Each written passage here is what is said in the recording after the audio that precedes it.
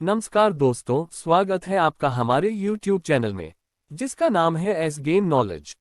आज हम आपको भारत के इतिहास के बारे में बताने जा रहे हैं। वीडियो को ध्यान से और अंत तक जरूर देखें। मानवीय कार्यकलाप के जो प्राचीनतम चिन्ह अब तक मिले हैं, वे 4 लाख ईपू और 2 लाख ईपू के बीच दूसरे और तीसरे हिम युगों के संधिकाल के हैं, और वे इस बात के साक्ष्य प्रस्तुत करते हैं कि उस समय पत्थर के उपकरण काम में लाए जाते थे। जीवित व्यक्ति के अपरिवर्तित जैविक गुणसूत्रों के प्रमाणों के आधार पर भारत में मानव का सबसे पहला प्रमाण केरल से मिला है, जो 70,000 साल पुराना होने की संभावना है। इस व्यक्ति के गुणसूत्र अफ्रीका के प्राचीन मानव के जैविक गुणसूत्रों जीन्स से पूरी तरह मिलते हैं। इसके पश्चात एक लंबे अरसे तक विकास मंद गति से होता रहा, जिसमें अंतिम समय में जाकर तीव्रता आई और उसकी परिणति 2300 ईपू के लगभग सिंधु घाटी की आलीशान सभ्यता अथवा नवीनतम नामकरण के अनुसार हड़प्पा संस्कृति के रूप में हुई। हड़प्पा की पूर्ववर्ती संस्कृतियां हैं बलूचिस्तानी पहाड़ियों के गांवों की कुल्ली संस्कृति और राजस्थान तथा पंजाब की नदियों के किनारे बसे कुछ ग्राम समुदायों की संस्कृति। यह काल वह है जब अफ्रीका से आदि मानव ने विश्व के अनेक हिस्सों में बसना प्रारंभ किया, जो 50 से 70,000 साल पहले का माना जाता है। प्राचीन भारतीय इतिहास के स्रोत। भारतीय इतिहास जानने के स्रोत को 3 भागों में विभाजित किया जा सकता है: साहित्यिक साक्ष्य, विदेशी यात्रियों का विवरण, पुरातत्व संबंधी साक्ष्य। साहित्यिक साक्ष्य के अंतर्गत साहित्यिक ग्रंथों से प्राप्त ऐतिहासिक वस्तुओं का अध्ययन किया जाता है। साहित्यिक साक्ष्य को 2 भागों में विभाजित किया जा सकता है: धार्मिक साहित्य और लौकिक साहित्य। धार्मिक साहित्य के अंतर्गत ब्राह्मण तथा ब्राह्मणेतर साहित्य की चर्चा की जाती है। ब्राह्मण ग्रंथों में वेद, उपनिषद, रामायण, महाभारत, पुराण, स्मृति ग्रंथ आते हैं। ब्राह्मणेतर ग्रंथों में जैन तथा बौद्ध ग्रंथों को सम्मिलित किया जाता है। लौकिक साहित्य के अंतर्गत ऐतिहासिक ग्रंथ, जीवनी, कल्पना प्रधान तथा गल्प साहित्य का वर्णन किया जाता है। धर्म ग्रंथ। प्राचीन काल से ही भारत के धर्म प्रधान देश होने के कारण यहाँ प्रायः 3 धार्मिक धाराएं वैदिक, जैन एवं बौद्ध प्रवाहित हुई। वैदिक धर्म ग्रंथ को ब्राह्मण धर्म ग्रंथ भी कहा जाता है। ब्राह्मण धर्म ग्रंथ के अंतर्गत वेद, उपनिषद, महाकाव्य तथा स्मृति ग्रंथों को शामिल किया जाता है। वेद एक महत्वपूर्ण ब्राह्मण धर्म ग्रंथ है। वेद शब्द का अर्थ ज्ञान, महतज्ञान अर्थात पवित्र एवं आध्यात्मिक ज्ञान है। यह शब्द संस्कृत के वेद धातु से बना है, जिसका अर्थ है जानना। वेदों के संकलनकर्ता कृष्ण द्वैपायन थे। कृष्ण द्वैपायन को वेदों के पृथक्करण व्यास के कारण वेद व्यास की संज्ञा प्राप्त हुई। वेदों से ही हमें आर्यों के विषय में प्रारंभिक जानकारी मिलती है। कुछ लोग वेदों को अपौरुषेय अर्थात दैवकृत मानते हैं। वेदों की कुल संख्या 4 है। ऋग्वेद यह ऋचाओं का संग्रह है। सामवेद यह ऋचाओं का संग्रह है। यजुर्वेद इसमें यागानुष्ठान के लिए विनियोग वाक्यों का समावेश है। अथर्ववेद यह तंत्र मंत्रों का संग्रह है। ब्राह्मण ग्रंथ यज्ञों एवं कर्मकांडों के विधान एवं इनकी क्रियाओं को भली भांति समझने के लिए ही इस ब्राह्मण ग्रंथ की रचना हुई। यहाँ पर ब्राह्मण का शाब्दिक अर्थ है यज्ञ, अर्थात यज्ञ के विषयों का अच्छी तरह से प्रतिपादन करने वाले ग्रंथ ही ब्राह्मण ग्रंथ कहे गए।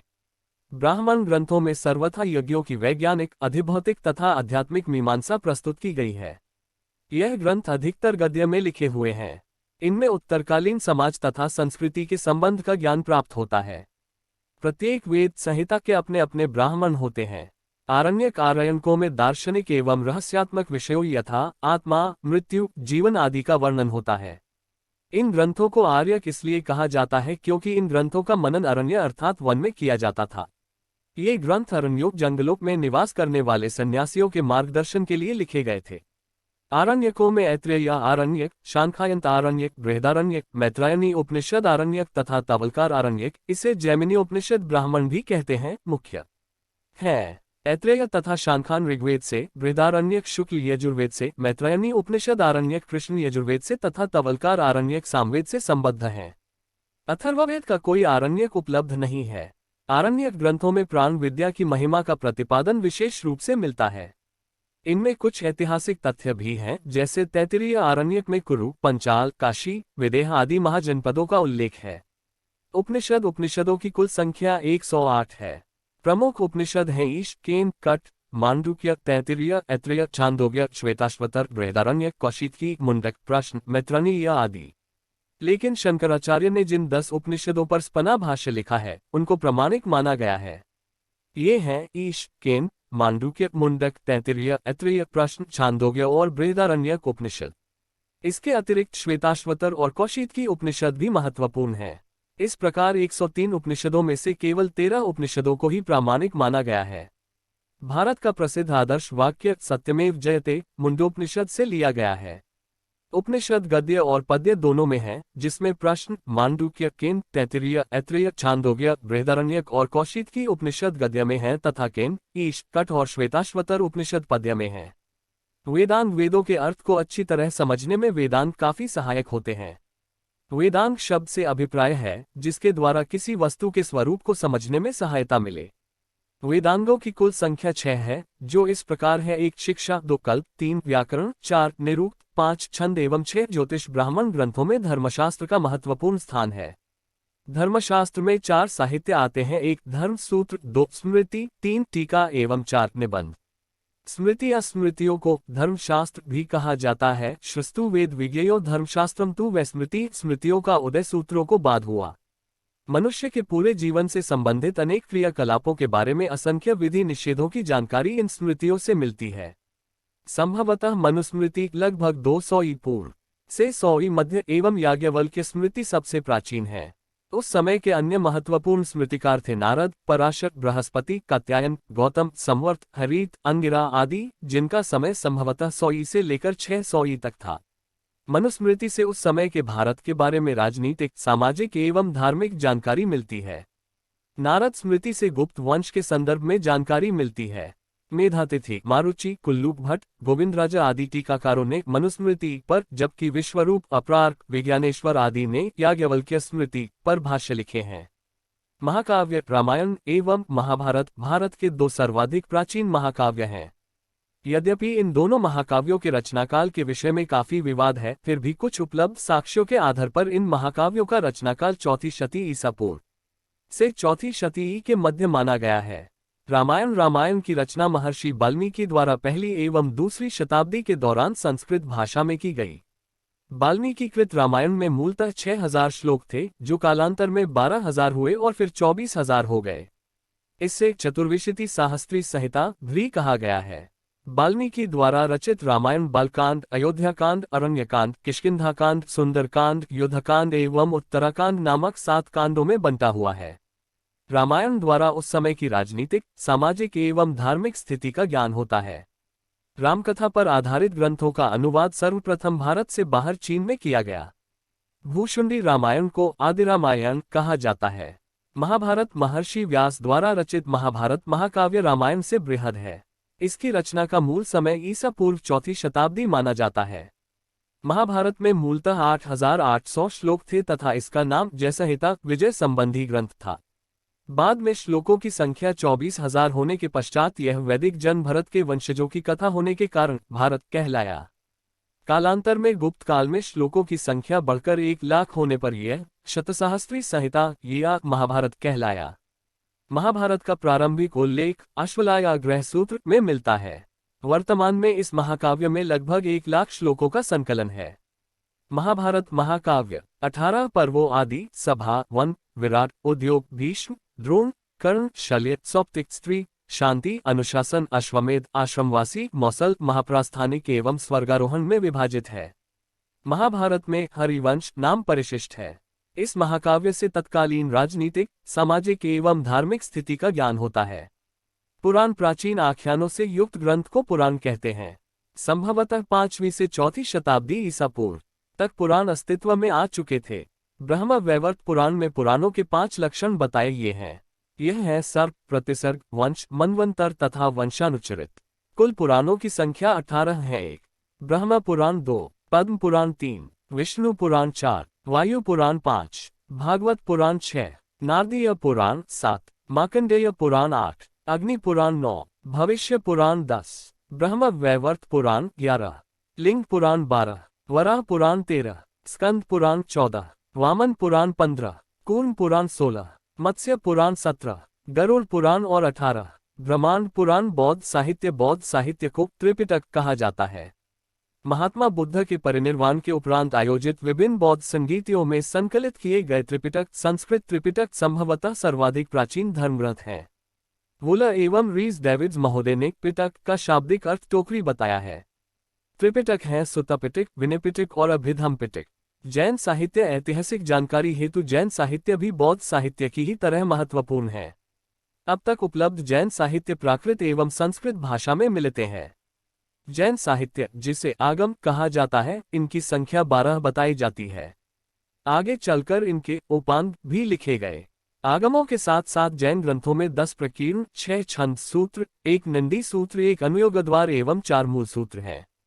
इन आगम ग्रंथों की रचना संभवतः श्वेतांबर संप्रदाय के आचार्यों द्वारा महावीर स्वामी की मृत्यु के बाद की गई। विदेशियों के विवरण, विदेशी यात्रियों एवं लेखकों के विवरण से भी हमें भारतीय इतिहास की जानकारियां मिलती है। इनको 3 भागों में बांट सकते हैं: यूनानी रोमन लेखक, चीनी लेखक, अरबी लेखक। पुरातत्व, पुरातात्विक साक्ष्य के अंतर्गत मुख्यतः अभिलेख, सिक्के, स्मारक, भवन, मूर्तियां, चित्रकला आदि आते हैं। इतिहास निर्माण में सहायक पुरातत्व सामग्री में अभिलेखों का महत्वपूर्ण स्थान है। ये अभिलेख अधिकांशतः स्तंभों, शिलाओं, ताम्रपत्रों, मुद्राओं, पात्रों, मूर्तियों, गुहाओं आदि में खुदे हुए मिलते हैं। यद्यपि प्राचीनतम अभिलेख मध्य एशिया के बोगजकोई नाम स्थान से करीब 1400 ईसा पूर्व में पाए गए, जिनमें अनेक वैदिक देवताओं इंद्र, मित्र, वरुण, नासत्य आदि का उल्लेख मिलता है। चित्रकला से हमें उस समय के जीवन के विषय में जानकारी मिलती है। अजंता के चित्रों में मानवीय भावनाओं की सुंदर अभिव्यक्ति मिलती है। चित्रों में माता और शिशु या मरणशील राजकुमारी जैसे चित्रों से गुप्तकाल की कलात्मक पराकाष्ठा का पूर्ण प्रमाण मिलता है। पाषाण काल समस्त इतिहास को 3 कालों में विभाजित किया जा सकता है: प्रागैतिहास या प्रागैतिहासिक काल, प्रीहिस्टोरिक एज, आद्य ऐतिहासिक काल, प्रोटो हिस्टोरिक एज, ऐतिहासिक काल, हिस्टोरिक एज। भारत की आदिम प्रारंभिक जातियां। प्रारंभिक काल में भारत में कितने प्रकार की जातियां निवास करती थीं? उनमें आपसी संबंध किस स्तर के थे? आदि प्रश्न अत्यंत ही विवादित हैं। फिर भी नवीनतम सर्वाधिक मान्यताओं में डॉक्टर B.S. गुहा का मत है। भारतवर्ष की प्रारंभिक जातियों को 6 भागों में विभक्त किया जा सकता है: नीग्रिटो, प्रोटो ऑस्ट्रेलियाइड, मंगोलार्ड, भूमध्य सागरीय, पश्चिमी ब्रेकी, सेफल, नॉर्डिक, सिंधु घाटी सभ्यता। आज से लगभग 70 वर्ष पूर्व पाकिस्तान के पश्चिमी पंजाब प्रांत के मंटगोमरी जिले में स्थित हरियाणा के निवासियों को शायद इस बात का किंचित मात्र भी आभास नहीं था कि वे अपने आसपास की जमीन में दबी जिन ईंटों का प्रयोग इतने धड़ल्ले से अपने मकानों का निर्माण में कर रहे हैं, वह कोई साधारण ईंटें नहीं, बल्कि लगभग 5000 वर्ष पुरानी और पूरी तरह विकसित सभ्यता के अवशेष हैं। इसका आभास उन्हें तब हुआ जब 1856 में जॉन विलियम ब्रंटम ने कराची से लाहौर तक रेलवे लाइन बिछवाने हेतु ईंटों की आपूर्ति के इन खंडहरों की खुदाई प्रारंभ करवाए। खुदाई के दौरान ही इस सभ्यता के प्रथम अवशेष प्राप्त हुए, जिसे इस सभ्यता का नाम हड़प्पा सभ्यता का नाम दिया गया। हड़प्पा लिपि का सर्वाधिक पुराना नमूना 1853 में मिला था, पर स्पष्टतः यह लिपि 1923 तक प्रकाश में आई। सिंधु लिपि में लगभग 64 मूल चिन्ह एवं 205 से 400 तक अक्षर हैं, जो सेलखड़ी की आयताकार मुहरों, तांबे की गुटिकाओं आदि पर मिलते हैं। यह लिपि चित्रात्मक थी। यह लिपि अभी तक गढ़ी नहीं जा सकी है। इस लिपि में प्राप्त सबसे बड़े लेख में करीब 17 चिन्ह हैं। कालीबंगा के उत्खनन से प्राप्त मिट्टी के ठीकरों पर उत्कीर्ण चिन्ह अपने पार्श्ववर्ती दाहिने चिन्ह को काटते हैं। इसी आधार पर ब्रजवासी लाल ने यह निष्कर्ष निकाला है: सैंधव लिपि दाहिनी ओर से बाईं ओर को लिखी जाती थी। मृन्मूर्तियां हड़प्पा सभ्यता से प्राप्त मृन्मूर्तियों का निर्माण मिट्टी से किया गया है। इन मृन्मूर्तियों पर मानव के अतिरिक्त पशु पक्षियों में बैल, भैंसा, बकरा, बाघ, सुअर, गैंडा, भालू, बंदर, मोर, तोता, बत्तख एवं कबूतर की मृन्मूर्तियां मिली है। मानव मृन्मूर्तियां ठोस है, पर पशुओं की खोखली। नर एवं नारी मृन्मूर्तियां में सर्वाधिक नारी मृन्मूर्तियां ठोस है, पर पशुओं की खोखली। नर एवं नारी मृन्मूर्तियां में सर्वाधिक नारी मृन्मूर्तियां मिली हैं। हड़प्पा सभ्यता के नगरों की विशेषताएं। हड़प्पा संस्कृति की सर्वाधिक महत्वपूर्ण विशेषता थी इसकी नगर योजना। इस सभ्यता के महत्वपूर्ण स्थलों के नगर निर्माण में समरूपता थी। नगरों के भवनों के बारे में विशिष्ट बात यह थी कि ये जाल की तरह विन्यस्त थे। हड़प्पा जनजीवन। हड़प्पा संस्कृति की व्यापकता एवं विकास को देखने से ऐसा लगता है कि यह सभ्यता किसी केंद्रीय शक्ति से संचालित होती थी। वैसे यह प्रश्न अभी विवाद का विषय बना हुआ है, फिर भी चूंकि हड़प्पावासी वाणिज्य की ओर अधिक आकर्षित थे, इसलिए ऐसा माना जाता है कि संभवतः हड़प्पा सभ्यता का शासन वणिक वर्ग के हाथ में था। नीलर ने सिंधु प्रदेश के लोगों के शासन को मध्यम वर्गीय जनतंत्रात्मक शासन कहा और उसमें धर्म की महत्ता को स्वीकार किया। स्टुअर्ट पिगॉट महोदय ने कहा, मोहनजोदाड़ो का शासन राजतंत्रात्मक न होकर जनतंत्रात्मक था। मैके के अनुसार मोहनजोदड़ो का शासन एक प्रतिनिधि शासक के हाथों था। प्रागैतिहासिक काल भारत का इतिहास प्रागैतिहासिक काल से आरंभ होता है। 3000 ई पूर्व तथा 1500 ई पूर्व के बीच सिंधु घाटी में एक उन्नत सभ्यता वर्तमान थी, जिसके अवशेष मोहनजोदड़ो और हड़प्पा में मिले हैं। विश्वास किया जाता है कि भारत में आर्यों का प्रवेश बाद में हुआ। आर्यों ने पाया कि इस देश में उनसे पूर्व के जो लोग निवास कर रहे थे, उनकी सभ्यता यदि उनसे श्रेष्ठ नहीं तो किसी रीति से निकृष्ट भी नहीं थी। आर्यों से पूर्व के लोगों में सबसे बड़ा वर्ग द्रविड़ों का था। महाजनपद युग प्राचीन भारतीयों ने कोई तिथि क्रमानुसार इतिहास नहीं सुरक्षित रखा है। सबसे प्राचीन सुनिश्चित तिथि जो हमें ज्ञात है 326 ईपू है, जब मकदूनिया के राजा सिकंदर ने भारत पर आक्रमण किया। इस तिथि से पहले की घटनाओं का तारतम्य जोड़कर तथा साहित्य में सुरक्षित ऐतिहासिक अनुश्रुतियों का उपयोग करके भारत का इतिहास 7वीं शताब्दी ईपू तक पहुंच जाता है। इस काल में भारत काबुल की घाटी से लेकर गोदावरी तक षोडश जनपदों में विभाजित था। प्राचीन भारत 1200 ईपू से 240 तक का भारतीय इतिहास प्राचीन भारत का इतिहास कहलाता है। इसके बाद के भारत को मध्यकालीन भारत कहते हैं, जिसमें मुख्यतः मुस्लिम शासकों का प्रभुत्व रहा था। मध्यकालीन भारत 3 साम्राज्यों का युग 8वीं-10वीं शताब्दी 750 और 1000 ईस्वी के बीच उत्तर तथा दक्षिण भारत में कई शक्तिशाली साम्राज्यों का उदय हुआ। 9वीं शताब्दी तक पूर्वी और उत्तरी भारत में पाल साम्राज्य तथा 10वीं शताब्दी तक पश्चिमी तथा उत्तरी भारत में प्रतिहार साम्राज्य शक्तिशाली बने रहे। राष्ट्रकूटों का प्रभाव दक्कन में तो था ही, कई बार उन्होंने उत्तरी और दक्षिण भारत में भी अपना प्रभुत्व कायम किया।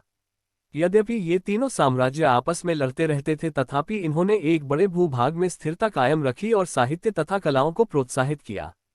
इस्लाम का प्रवेश इस बीच 712 ही में भारत में इस्लाम का प्रवेश हो चुका था। मुहम्मद इब्न कासिम के नेतृत्व में मुसलमान अरबों ने सिंध पर हमला कर दिया और वहां के ब्राह्मण राजा दाहिर को हरा दिया। इस तरह भारत की भूमि पर पहली बार इस्लाम के पैर जम गए और बाद की शताब्दियों के हिंदू राजा उससे फिर हटा नहीं सके। परंतु सिंध पर अरबों का शासन वास्तव में निर्बल था और 1176 ई में शहाबुद्दीन मोहम्मद गोरी ने उसे आसानी से उखाड़ दिया। इससे पूर्व सुबुक्तगीन के नेतृत्व में मुसलमानों ने हमले करके पंजाब छीन लिया था और गजनी के सुल्तान महमूद ने 997 से 1030 के बीच भारत पर 17 हमले किए और हिंदू राजाओं की शक्ति कुचल डाली। फिर भी हिंदू राजाओं ने मुसलमानी आक्रमण का जिस अनवरत रीति से प्रबल विरोध किया, उसका महत्व कम करके नहीं आंकना चाहिए। आर्थिक सामाजिक जीवन, शिक्षा तथा धर्म 800 ई से 1200 ई इस काल में भारतीय समाज में कई महत्वपूर्ण परिवर्तन हुए। इनमें से एक यह था कि विशिष्ट वर्ग के लोगों की शक्ति बहुत बड़ी, जिन्हें सामंत, राणक अथवा रौत, राजपूत आदि पुकारा जाता था। इस काल में भारतीय दस्तकारी तथा खनन कार्य उच्च स्तर का बना रहा तथा कृषि भी उन्नतिशील रही। भारत आने वाले कई अरब यात्रियों ने यहाँ की जमीन की उर्वरता और भारतीय किसानों की कुशलता की चर्चा की है। पहले से चली आ रही वर्ण व्यवस्था इस युग में भी कायम रही। स्मृतियों के लेखकों ने ब्राह्मणों के विशेषाधिकारों के बारे में बढ़ा चढ़ाकर तो कहा ही, शूद्रों की सामाजिक और धार्मिक अयोग्यता को उचित ठहराने में तो वे पिछले लेखकों से कहीं आगे निकल गए। दिल्ली सल्तनत की स्थापना भारतीय इतिहास में युगांतकारी घटना है। शासन का यह नवीन स्वरूप भारत की पूर्ववर्ती राज्य व्यवस्थाओं से भिन्न था। इस काल के शासक एवं उनकी प्रशासनिक व्यवस्था एक ऐसे धर्म पर आधारित थी जो कि साधारण धर्म से भिन्न था। शासकों द्वारा सत्ता के अभूतपूर्व केंद्रीकरण और कृषक वर्ग के शोषण का भारतीय इतिहास में कोई उदाहरण नहीं मिलता है। दिल्ली सल्तनत का काल 1206 ही से प्रारंभ होकर 1562 ही तक रहा। 320 वर्षों के इस लंबे काल में भारत में मुस्लिमों का शासन व्याप्त रहा। यह काल स्थापत्य एवं वास्तुकला के लिए भी विशेष रूप से उल्लेखनीय है। मामलुक अथवा गुलाम वंश दिल्ली में कुतुबुद्दीन ऐबक द्वारा 1206 ही में स्थापित किया गया था। यह वंश 1290 तक शासन करता रहा। इसका नाम गुलाम वंश इस कारण पड़ा कि इसका संस्थापक और उसके इल्तुतमिश और बलबन जैसे महान उत्तराधिकारी प्रारंभ में गुलाम अथवा दास थे और बाद में वे दिल्ली का सिंहासन प्राप्त करने में समर्थ हुए। इल्तुतमिश दिल्ली सल्तनत में गुलाम वंश का एक प्रमुख शासक था। वंश के संस्थापक ऐबक के बाद वो उन शासकों में से था जिससे दिल्ली सल्तनत की नींव मजबूत हुई। वह ऐबक का दामाद भी था। रजिया सुल्तान रजिया का पूरा नाम रजिया अल-दीन 1205-1240 सुल्तान जलालत-उद-दीन रजिया था। वह इल्तुतमिश की पुत्री तथा भारत की पहली मुस्लिम शासिका थी। बलबन का युग गयासुद्दीन बलबन 1266-1286 इलबारी जाति का व्यक्ति था, जिसने एक नए राजवंश बलबनी वंश की स्थापना की थी। गयासुद्दीन बलबन गुलाम वंश का नवा सुल्तान था। खिलजी वंश 1290-1320 खिलजी कौन थे? इस विषय में पर्याप्त विवाद है। इतिहासकार निजामुद्दीन अहमद ने खिलजी को चंगेज खां का दामाद और कुलीन खां का वंशज बरनी ने उसे तुर्कों से अलग एवं फखरुद्दीन ने खिलजियों को तुर्कों की 64 जातियों में से एक बताया है। फखरुद्दीन के मत का अधिकांश विद्वानों ने समर्थन किया है। चूंकि भारत आने से पूर्व ही यह जाति अफगानिस्तान के हेलमंद नदी के तटीय क्षेत्रों के उन भागों में रहती थी जिसे खिलजी के नाम से जाना जाता था। संभवतः इसीलिए इस जाति को खिलजी कहा गया। मामलुक अथवा गुलाम वंश के अंतिम सुल्तान शमसुद्दीन क्यूमर्स की हत्या के बाद ही जलालुद्दीन फिरोज खिलजी सिंहासन पर बैठा था, इसलिए इतिहास में खिलजी वंश की स्थापना को खिलजी क्रांति के नाम से भी जाना जाता है। तुगलक वंश 1320-1414 गयासुद्दीन ने एक नए वंश अर्थात तुगलक वंश की स्थापना की, जिसने 1412 तक राज किया। इस वंश में 3 योग्य शासक हुए। गयासुद्दीन, उसका पुत्र मुहम्मद बिन तुगलक 1324-51 और उसका उत्तराधिकारी फिरोज शाह तुगलक 1351-87। मुगल दिल्ली की सल्तनत वास्तव में कमजोर थी, क्योंकि सुल्तानों ने अपनी विजित हिंदू प्रजा का हृदय जीतने का कोई प्रयास नहीं किया। वे धार्मिक दृष्टि से अत्यंत कट्टर थे और उन्होंने बलपूर्वक हिंदुओं को मुसलमान बनाने का प्रयास किया। इससे हिंदू प्रजा उनसे कोई सहानुभूति नहीं रखती थी। इस फलस्वरूप 1526 ही में बाबर ने आसानी से दिल्ली की सल्तनत को उखाड़ फेंका। उसने पानीपत की पहली लड़ाई में अंतिम सुल्तान इब्राहिम लोदी को हरा दिया और मुगल वंश की प्रतिष्ठित किया, जिसने 1526 से 1858 तक भारत पर शासन किया। तीसरा मुगल बादशाह अकबर असाधारण रूप से योग्य और दूरदर्शी शासक था। उसने अपनी विजित हिंदू प्रजा का हृदय जीतने की कोशिश की और विशेष रूप से युद्धप्रिय राजपूत राजाओं को अपने पक्ष में करने का प्रयास किया। बाबर 1526-1530 मुगल वंश का संस्थापक जहीरुद्दीन मोहम्मद बाबर था। बाबर का पिता उमर शेख मिर्जा फरगना का शासक था, जिसकी मृत्यु के बाद बाबर राज्य का वास्तविक अधिकारी बना। हुमायूं 1530-1540 और 1555-1556 नासिरुद्दीन मोहम्मद हुमायूं का जन्म बाबर की पत्नी माहम बेगम के गर्भ से 6 मार्च 1508 को काबुल में हुआ था। बाबर के 4 पुत्रों हुमायूं, कामरान, अस्करी और हिंदल में हुमायूं सबसे बड़ा था। बाबर ने उसे अपना उत्तराधिकारी नियुक्त किया था। शेरशाह सूरी के बचपन का नाम फरीद खां था। वह वेजवाड़ा होशियारपुर 1472 में अपने पिता हसन खां की अफगान पत्नी से उत्पन्न था।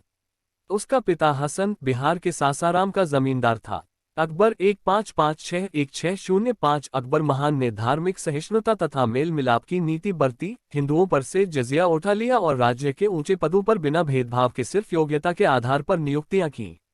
जहांगीर 1605-1627 नूरुद्दीन सलीम जहांगीर का जन्म फतेहपुर सीकरी में स्थित शेख सलीम चिश्ती की कुटिया में राजा भारमल की बेटी मरियम उस जमानी के गर्भ से 30 अगस्त 1569 को हुआ था। अकबर सलीम को शेखू बाबा कहा करता था। सलीम का मुख्य शिक्षक अब्दुल रहीम खान खाना था।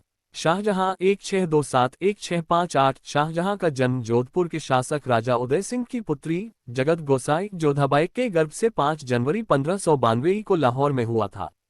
उसका बचपन का नाम खुर्रम था। खुर्रम जहांगीर का छोटा पुत्र था, जो छल घटाव बल से अपने पिता का उत्तराधिकारी हुआ था। औरंगजेब 1658-1707 मुहिउद्दीन मोहम्मद औरंगजेब का जन्म 4 नवंबर 1618 ही में गुजरात के दोहद नामक स्थान पर मुमताज के गर्भ से हुआ था। औरंगजेब के बचपन का अधिकांश समय नूरजहां के पास बीता था। बहादुर शाह जफर 1837-1858 बहादुर शाह जफर का जन्म 24 अक्टूबर सन 1775 को दिल्ली में हुआ था। बहादुर शाह जफर मुगल साम्राज्य के अंतिम बादशाह थे।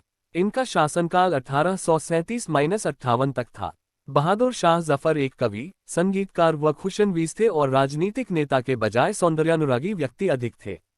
आधुनिक काल मराठा राजपूतों और मुगलों के योग से उसने अपना साम्राज्य कंदहार से आसाम की सीमा तक तथा हिमालय की तलहटी से लेकर दक्षिण में अहमदनगर तक विस्तृत कर दिया। उसके पुत्र जहांगीर जहां पौत्र शाहजहां के राज्यकाल में मुगल साम्राज्य का विस्तार जारी रहा। शाहजहां ने ताजमहल का निर्माण कराया, परंतु कंदहार उसके हाथ से निकल गया। अकबर के प्रपौत्र औरंगजेब के राज्यकाल में मुगल साम्राज्य का विस्तार अपने चरम शिखर पर पहुंच गया और कुछ काल के लिए सारा भारत उसके अंतर्गत हो गया। परंतु औरंगजेब ने जानबूझकर अकबर की धार्मिक सहिष्णुता की नीति त्याग दी और हिंदुओं को अपने विरुद्ध कर लिया। उसने हिंदुस्तान का शासन सिर्फ मुसलमानों के हित में चलाने की कोशिश की और हिंदुओं को जबरदस्ती मुसलमान बनाने का असफल प्रयास किया। इससे राजपूताना, बुंदेलखंड तथा पंजाब के हिंदू उसके विरुद्ध उठ खड़े हुए। ईस्ट इंडिया कंपनी 18वीं शताब्दी के शुरू में अंग्रेजों की ईस्ट इंडिया कंपनी ने बंबई, मुंबई, मद्रास, चेन्नई तथा कलकत्ता, कोलकाता पर कब्जा कर लिया। उधर फ्रांसीसियों की ईस्ट इंडिया कंपनी ने माहे, पौंडीचेरी तथा चंद्रांगा पर कब्जा कर लिया।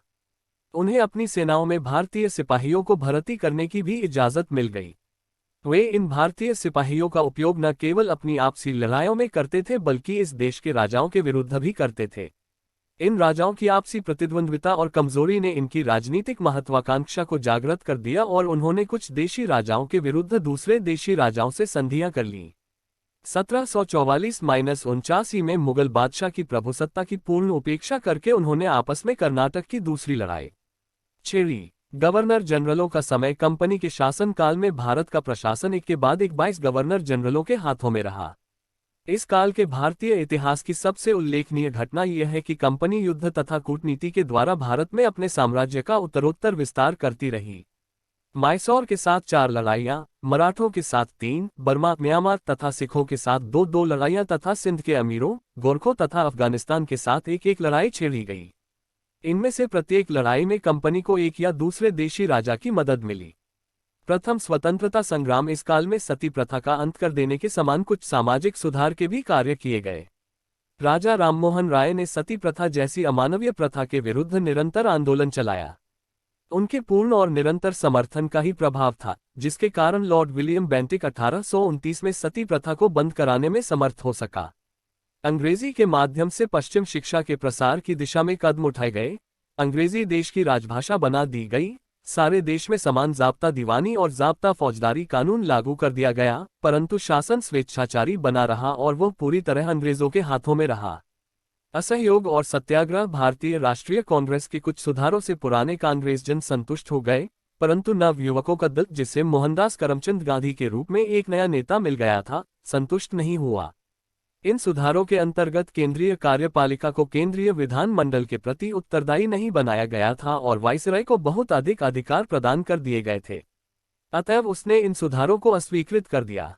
उसके मन में जो आशंकाएं थीं, वे गलत नहीं थी। यह 1919 के एक्ट के बाद ही पास किए गए रॉलेट एक्ट जैसे दमनकारी कानूनों तथा जलियांवाला बाग हत्याकांड जैसे दमनमूलक कार्यों से सिद्ध हो गया। जलियांवाला बाग हत्याकांड के 21 साल बाद 13 मार्च 1940 को रॉयल सेंट्रल एशियन सोसाइटी की लंदन के कॉक्सटन हॉल में बैठक में उधम सिंह ने माइकल ओडायर पर गोलियां चला दी, जिससे उसकी तुरंत मौत हो गई। चंद्रशेखर आजाद, राजगुरु, सुखदेव और भगत सिंह जैसे महान क्रांतिकारियों ने ब्रिटिश शासन को ऐसे घाव दिए जिन्हें ब्रिटिश शासक बहुत दिनों तक नहीं भूल पाए। कांग्रेस ने 1920 में अपने नागपुर अधिवेशन में अपना ध्येयपूर्ण स्वराज्य की स्थापना घोषित कर दी और अपनी मांगों को मनवाने के लिए उसने अहिंसक असहयोग की नीति अपनाई।